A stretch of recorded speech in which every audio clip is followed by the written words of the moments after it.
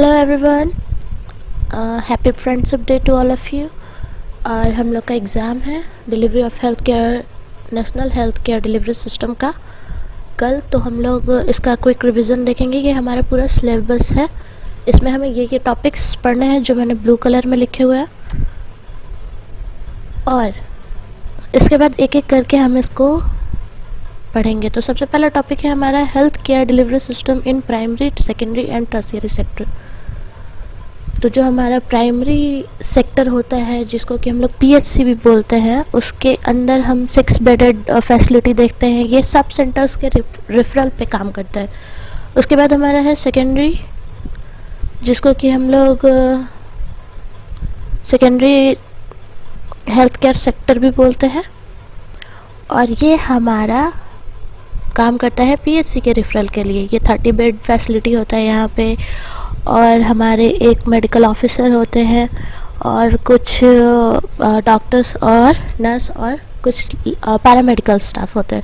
उसके बाद आता है टर्शियरी केयर, ये डिस्ट्रिक्ट लेवल पे होता है। उसके बाद यहाँ पे ये भी रेफरल का काम करता है। ये हमारे सेकेंडरी सब सेक्टर्स के लिए रेफरल का काम करता है। यहाँ पे हमें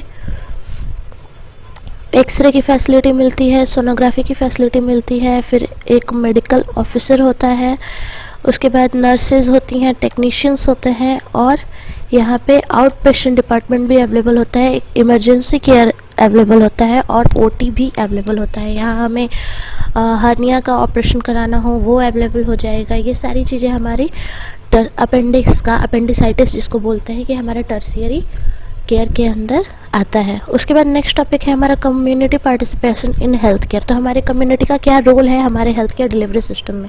तो बहुत ही इम्पॉर्टेंट रोल है, क्योंकि हम जो एंडेमिक डिजीज़ के बारे में पढ़ते हैं, एक ऐसा डिजीज़ जो ख़त्म हो चुका है लेकिन एकदम से अचानक से कभी आ जाता है, तो हम उसके बारे में अपने कम्युनिटी से ही समझते हैं। इन सारी चीज़ों को हम कम्युनिटी बेस्ड पे इसके बारे में स्टडी करते हैं कि कैसे ये डिज़ीज़ हमारे प्रॉपर एरिया की, एक गिवन जोग्राफिकल एरिया को अफेक्ट कर रहा है।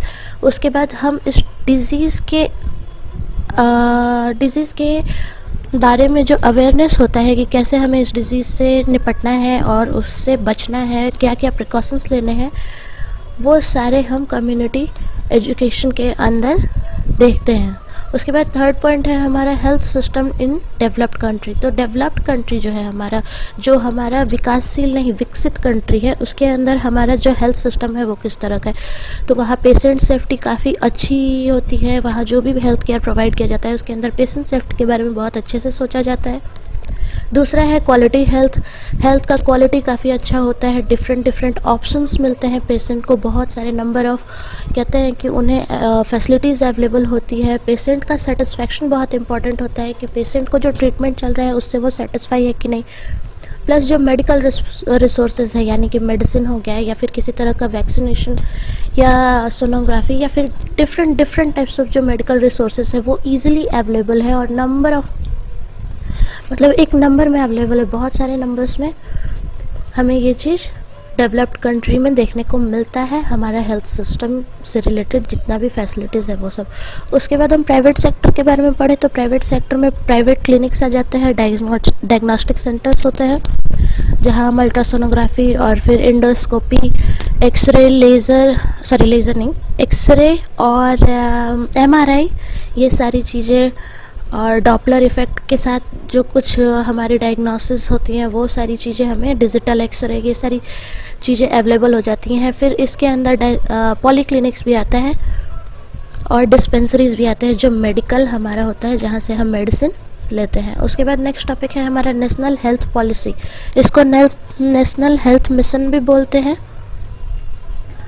इसके अंदर हम देखते हैं डिफरेंट पॉलिसीज़ गवर्नमेंट के द्वारा आती हैं, जिसको कि नेशनल हेल्थ मिशन भी बोलते हैं, जिसके अंदर ऑर्गन ट्रांसप्लांट का होता है, या फिर mother child care, infant care, new born जो होता है उसका केयर कैसे किया जाता है वो होता है, और फिर ओरल हेल्थ केयर हमारा जो है वो सारी चीज़ें बताई जाती हैं और प्लस अवेलेबल कराई जाती हैं। उसके बाद टॉपिक है हमारा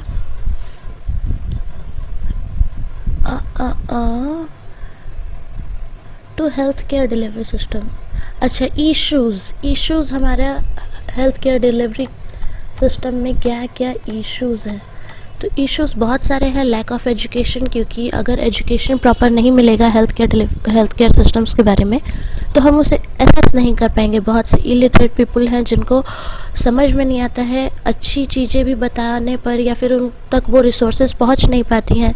अनइक्वल एसेस टू हेल्थ वही होता है, नॉलेज की कमी होगी तो हेल्थ एसेस नहीं कर पाएंगे। अवेयरनेस की भी कमी हो जाएगी, नॉलेज नहीं होगा तो फिर कोई भी डिजीज़ अगर आती है तो उसके प्रति कैसे उससे लड़ना है, कैसे उससे प्रिकॉशंस लेने हैं, ये सारी चीज़ों की कमी। कॉस्ट इश्यूज़, कई बार कुछ ट्रीटमेंट्स हैं वो काफ़ी महंगे हो जाते हैं तो हमारा कॉस्ट इशू भी हो जाता है। उसके बाद है नेक्स्ट टॉपिक हमारा नेशनल हेल्थ प्रोग्राम। तो हमारे कुछ ऐसे नेशनल हेल्थ प्रोग्राम है जो गवर्नमेंट ऑर्गेनाइज्ड है या फिर प्राइवेटली ऑर्गेनाइज्ड भी होते हैं।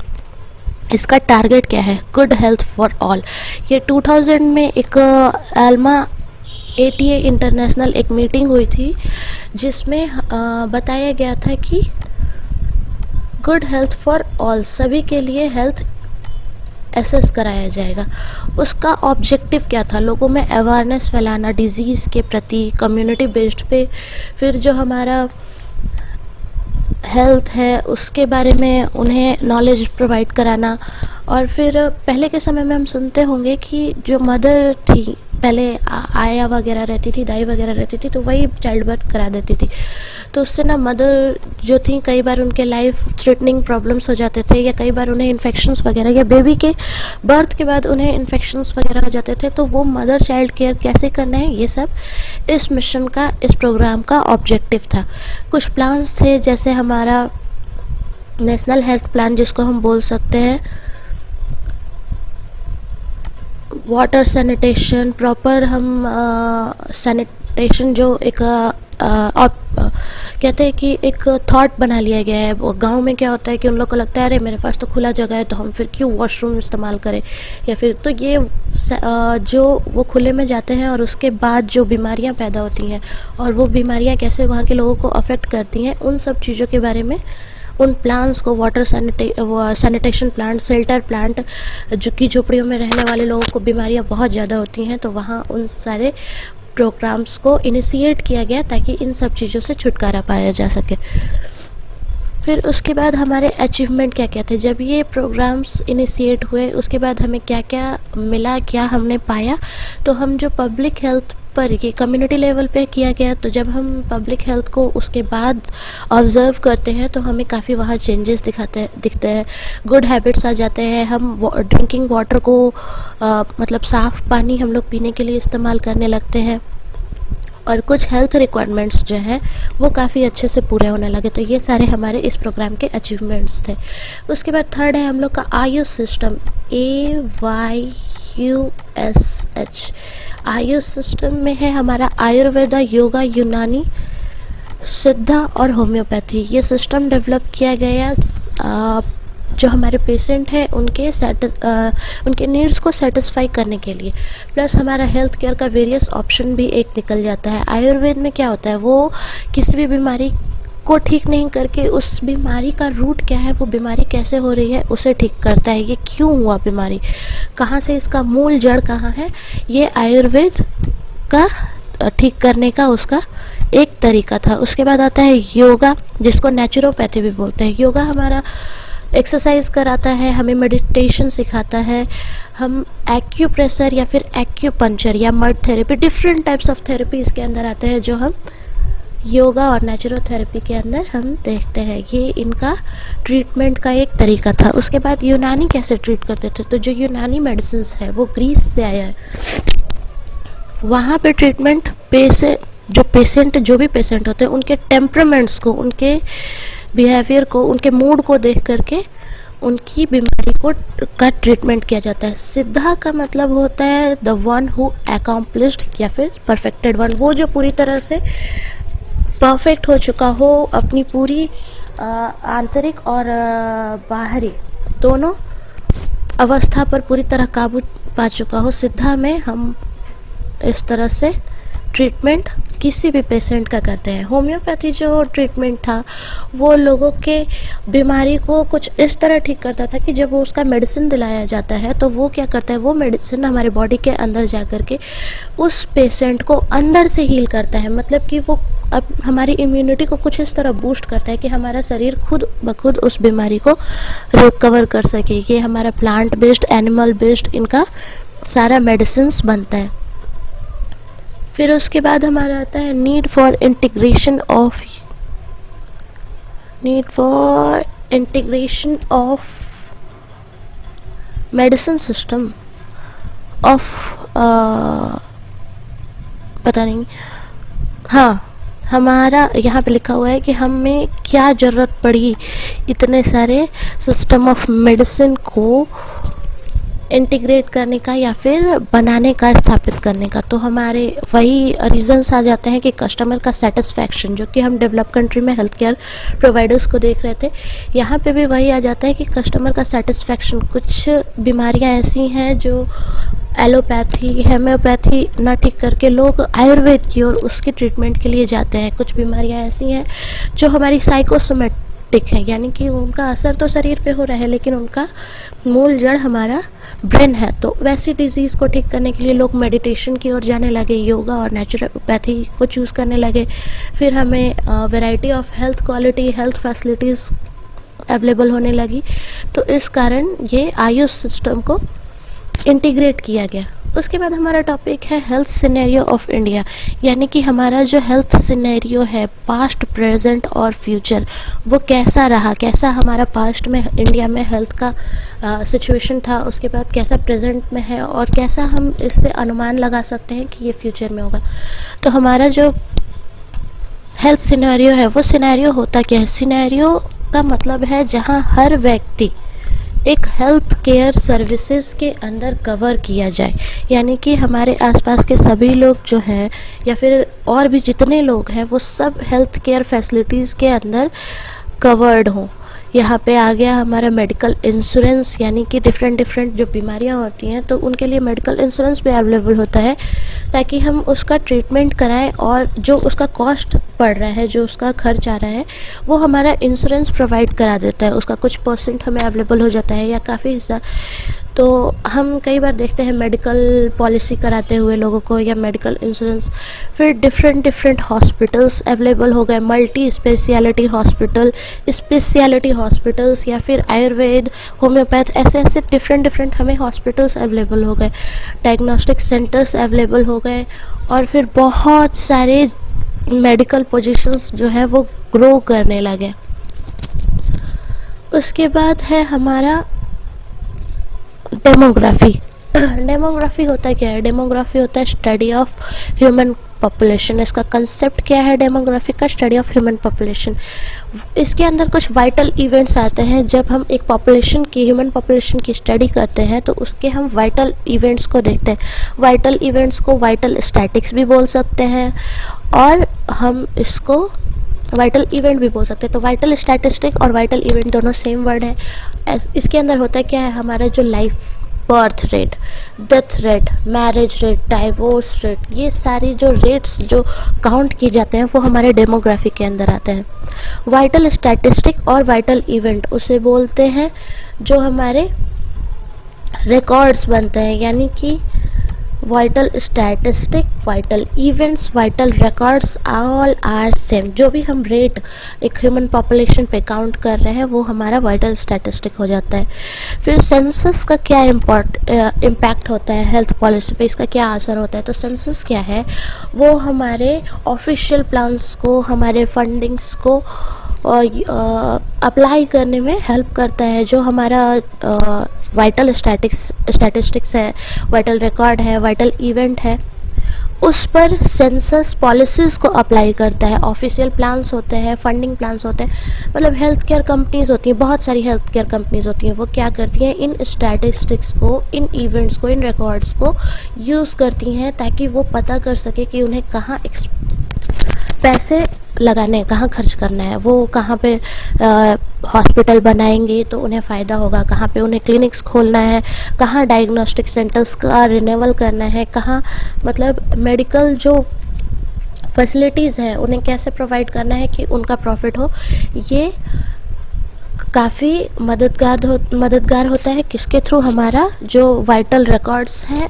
उसके थ्रू। तो इससे हमारे सेंसस में चेंजेस आते हैं। उसके बाद हमारा 6 पॉइंट है एपिडेमियोलॉजी। तो एपिडेमियोलॉजी होता क्या है? ये है हमारा स्टडी ऑफ कॉज। हमारी कोई भी बीमारी कैसे होती है और उसका ऑकरेंस क्या क्या है, कैसे वो हुआ, कैसे उसका कारण क्या था होने का, फिर क्या क्या प्रोसेसेस है, मतलब कि कैसे कैसे हुआ, क्या क्या उसके सिम्टम्स और साइन डेवलप्स हुए। फिर उसकी फ्रीक्वेंसी रीड की जाती है कि वो साल में दोबारा हो रहा है या फिर मेडिसिन लेने के बावजूद वो रीऑकर हो रहा है या फिर मेडिसिन बंद होने की वजह से वो रीऑकर हो रहा है। ये सारी चीज़ें हमारी एपिडेमियोलॉजी के अंदर पढ़ी जाती है। इसके प्रिंसिपल्स क्या क्या है? तो सबसे पहले हम इसके अंदर केस स्टडी करते हैं कि केस स्टडी में आता है कि वो बीमारी कैसे हुई है, जेनेटिक हुई है या केस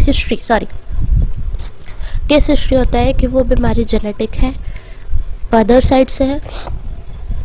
साइड से है या फिर हम कहीं से कॉन्टामिनेट हुए हैं, इस वजह से हम बीमार हुए हैं। ये हमारी केस हिस्ट्री के अंदर आती है।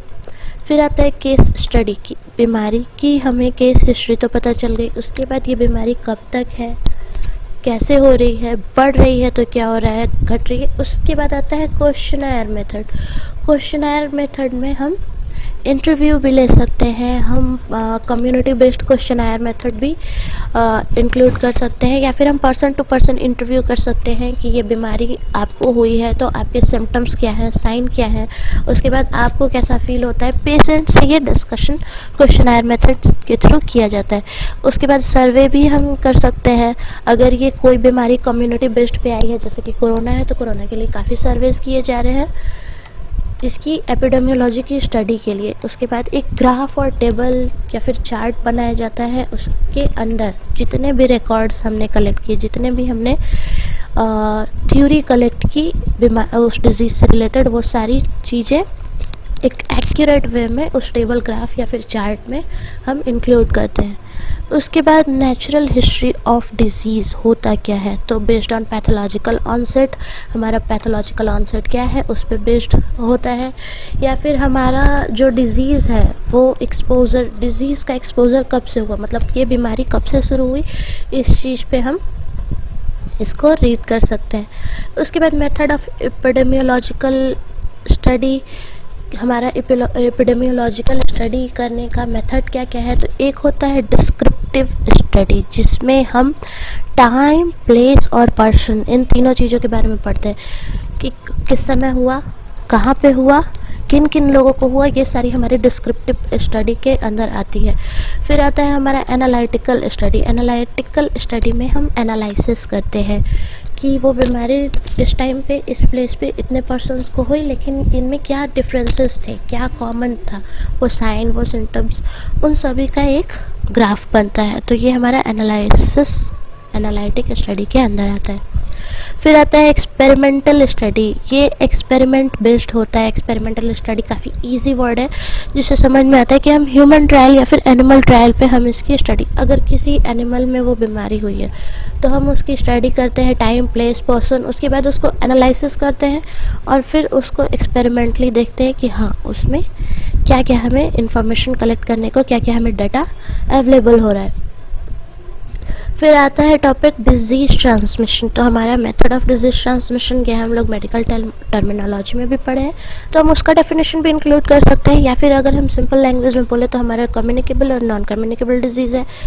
कम्युनिकेबल वो जो कम्युनिकेट हो सके, और नॉन कम्युनिकेबल जो कि कम्युनिकेट नहीं होता है। तो कुछ जो हमारे ऐसे डिजीज़ हैं जो पैथोजेंस, यानी कि हम लोग के डिजीज़ कॉजिंग ऑर्गेनिज्म जिसको हम लोग बोलते हैं, वो होते हैं पैथोजेंस, उनके थ्रू हमारा डिजीज़ ट्रांसमिट होता है। कुछ होते हैं वेक्टर बोर्न डिजीज़, यानी कि हमारा जो मॉस्किटो है, मच्छर काटता है हमें और फिर खून पीता है और फिर दूसरे को जाके काटता है, या फिर कोई मलेरिया वाला मच्छर है, डेंगू वाला मच्छर है, तो वो सारे डिजीज़ कॉज करते हैं डिजीज़ ट्रांसमिट भी करते हैं वो सारे हमारे वेक्टर बॉर्न डिजीज़ हो गए। उसके बाद आता है air born disease. Air born यानी कि एयर के थ्रू हम इनहेल कर रहे हैं। कोरोना सबसे बड़ा एग्जांपल। हम जब इनहेल कर रहे हैं, सामने से कोई छींक दे रहा है या फिर खांस दे रहा है, तो उसके जो इन्फेक्टेड जो उसके वाटर एरोसोल ड्रॉपलेट्स में जो है पैथोजेंस है वो हमारे म्यूकस में जा कर के और फिर हमें डिजीज कर रहे हैं। कुछ वाटर क्वालिटी भी ख़राब ऐसी होती है, कहीं का भी हम लोग पानी पी लिया है और वो वहाँ की पानी साफ़ सुथरी ना हो, किसी गंदे जगह का पानी पी लिया और पानी की वजह से हम लोगों को कई सारी बीमारियाँ हो सकती है। लैंड बेस्ड डिजीज़, ऐसे डिजीज़ भी होते हैं जो जैसे टेटनस हमारा मिट्टी में जो ओपन वोंड अगर मिट्टी के कांटेक्ट में आता है तो फिर किसी तरह से इन्फेक्शन अगर कॉज होता है तो टेटनस हो जाता है। तो इस तरह से लैंड बेस्ड डिजीज़ भी होता है। उसके बाद एक टॉपिक है host defence immunity agent. Host defence होता है क्या है? हमारी जो एबिलिटी है डिजीज़ से फाइट करने के लिए, हमारी इंटरनल एबिलिटी, हमारी नेचुरल जो इम्यूनिटी है, नेचुरल बैरियर जो हमारे बॉडी के अंदर है, जिसको कि स्पेसिफिक बैरियर भी कह सकते हैं, नेचुरल बैरियर ज़्यादा इजीली समझ में आता है, वो हमारा होस्ट डिफेंस कहलाता है। वो हमारे शरीर के अंदर हमेशा से अवेलेबल होता है। दूसरा है इम्यूनाइजिंग एजेंट। वैसे एजेंट्स जो हमें बाहर से इम्यूनिटी प्रोवाइड करे वो सारे हमारे इम्यूनाइजिंग एजेंट हो गए। जैसे कि हमारे वैक्सीन्स हो गए, टॉक्साइड हो गया। अभी कोरोना से बचने के लिए हमें इम्यूनाइजेशन करवाना पड़ रहा है, जिसको कि हम लोग वैक्सीनेशन भी बोलते हैं। कोई भी जो माइक्रो ऑर्गेनिज्म है जो डिजीज़ कॉज करता है उसके अगेंस्ट हम ये वैक्सीनेशन कराते हैं। उसके बाद है हमारा cold chain, the last topic. तो कोल्ड चेन एक ऐसा टेम्परेचर सप्लाई, कंट्रोल टेम्परेचर हम प्रोवाइड कराते हैं। Controlled supply of temperature used by pharmaceuticals companies या फिर बहुत सारी केमिकल कंपनीज जो होते हैं, जो मेडिसिन के लिए या कई तरह के केमिकल्स के लिए, उसके रख रखाव के लिए, उसके प्रिजर्वेशन के लिए या फिर उसके स्टोरेज के लिए एक वो ख़राब ना हो या उसमें कोई चेंजेस ना आए, तो एक टेम्परेचर प्रोवाइड कराते हैं उसको, एक रेफ्रिजरेट करते हैं उसको। लेकिन एक अप्लाइड टेम्परेचर होता है, एक फिक्स्ड टेम्परेचर होता है, वही टेम्परेचर प्रोवाइड कराया जाता है। उस मेथड को या फिर उस प्रोसेस को हम कोल्ड चेन कहते हैं। तो यह हमारा हेल्थ केयर डिलीवरी सिस्टम का हो गया क्विक रिवीजन। अब हम अगले टॉपिक के लिए अगले वीडियो में मिलेंगे। Thank you.